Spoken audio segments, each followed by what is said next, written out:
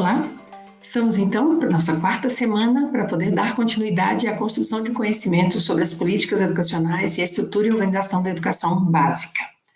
Nós temos como objetivo nesse nosso encontro caracterizar os processos de administração e supervisão da educação brasileira, distinguir o que vem a ser administração, supervisão e por que essa importância da gestão, compreender os processos da gestão democrática como cooperação, colaboração, participação e descentralização do poder, e por fim, mas não menos importante, nós vamos entender a relevância da gestão democrática para o cumprimento de uma educação pública, gratuita e de qualidade. Nós já sabemos que a estrutura educacional no Brasil apresentou um caráter bastante excludente e seletivo até a promulgação da Carta Magna, a nossa Constituição Federal de 1988, também apelidada de Constituição Cidadã, exatamente por esses direitos todos, por exemplo, por um capítulo inteiro, né, sobre a educação. Sabemos também que para poder contemplar a diversidade, a pluralidade do país, o ensino está organizado de modo federativo. Isso significa que nós temos 3 entes federados, nós já vimos isso, então nós temos os municípios, os estados, a União, e aí cada um deles tem determinadas atribuições e responsabilidades muito importantes, mas nós não teríamos um sistema único de educação. Nós temos um sistema único de saúde, por exemplo, um sistema único financeiro, mas para poder respeitar exatamente essa diversidade, que já é um caráter de uma gestão macro-democrática, nós temos, então, um modo federativo de organização. Esse modo federativo apresenta uma forma colaborativa, que gerou, e nós já vimos nos encontros passados, até um modo de financiamento muito importante, que tem a qualidade como foco. Então, nós passamos pelas políticas de financiamento, nós tratamos desde a origem do Fundef, quando ele se torna Fundeb, e inclusive atualizamos as discussões e as mais recentes aprovações e mudanças do novo Fundeb. Bom, como é que isso tudo acontece? A gestão democrática é um modo de implementação de uma educação pública e de qualidade, porque na gestão democrática, que nós vamos perceber que caem por terra, então deixam de existir os modos, por exemplo, de uma supervisão, ou seja, uma revisão, supervisão de como algo por cima, alguma coisa no sentido bastante verticalizado, e também deixa de existir simplesmente uma administração do tipo técnica, um caráter tão somente frio de relação entre meios e fins. Pois bem, vamos ver como é que por que isso é importante. Ora, a concepção de uma sociedade democrática, ela é exatamente o ponto de mudança que a gente vai perceber a partir de 1988 e da Constituição. Para um pensador importante, né, o Anísio Teixeira, que viveu entre 1900 e 1971, seria exatamente na escola pública que nós construiríamos a democracia. Então, a gente empresta essa frase dele: a escola pública é quem sustenta e constrói a democracia.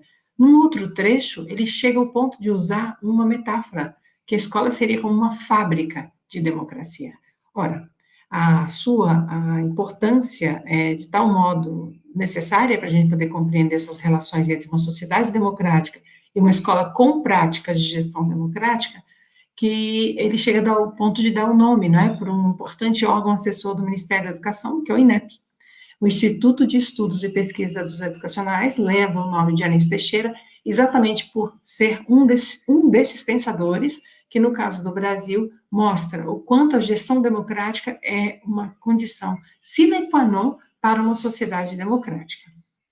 A Constituição Federal, essa de 1988, né, a nossa Constituição Cidadã, ela já previa lá no artigo 206, no inciso 6, que a gestão democrática seria um princípio do ensino público no país.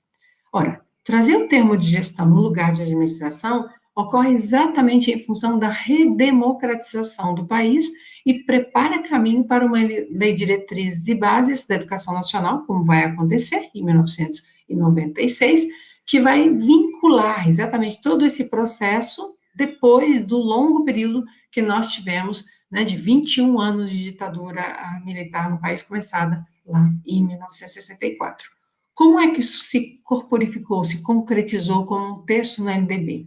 Bom, inicialmente a própria LDB, ela reproduz o artigo 206 da Constituição Federal, e no artigo 3º, ela apresenta os princípios básicos do ensino.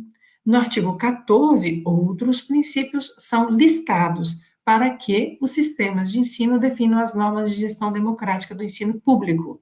da educação básica, como a participação da comunidade local, por exemplo, né, em conselhos escolares.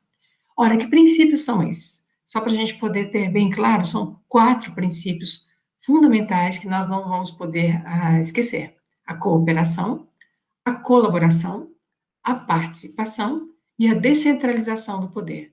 Vamos começar pelo último, pela descentralização do poder.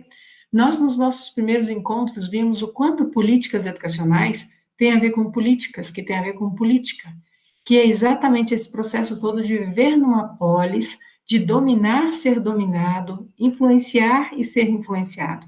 Então, essa nossa forma, né, de existência nas polis, nas cidades, como é retomada a questão da política, ela tem princípios que muitas vezes são de centralização de poder.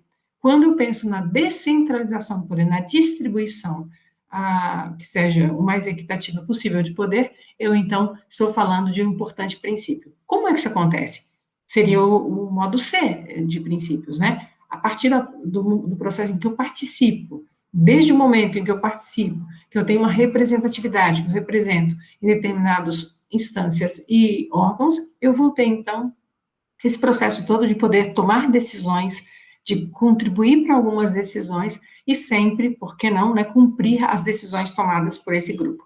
Colaborar é um princípio que vem nos acompanhando desde que nós vimos o modo federativo da República no Brasil, que é exatamente esse processo de elaborar, de trabalhar um ao lado do outro, que está muito próximo à operacionalização, ou seja, os modos de cumprimento, de implementação na prática e no cotidiano.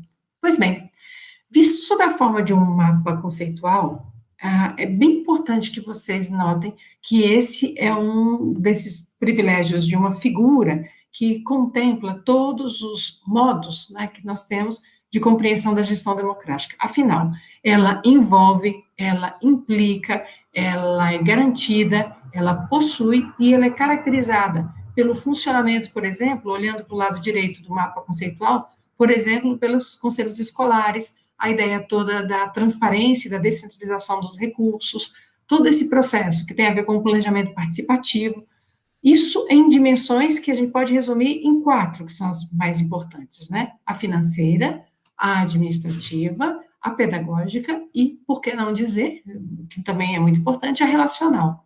Ela é garantida, então, por uma normatização que nós já vimos desde a Constituição, passando pela LDB, e a gente vai ver que, além de passar pela LDB, vai chegar no Plano Nacional de Educação, porque ela envolve toda a comunidade, o entorno, como agentes sociais que são. E ela implica sempre um processo de participação direta e através também dos modos de representatividade, que é a democracia, o modo de democracia que nós temos, que é representativa. Pois bem, com esses princípios claros, nós já estamos prontos para poder seguir compreendendo as questões ligadas à gestão dos sistemas e da escola. Vamos ver já no próximo encontro.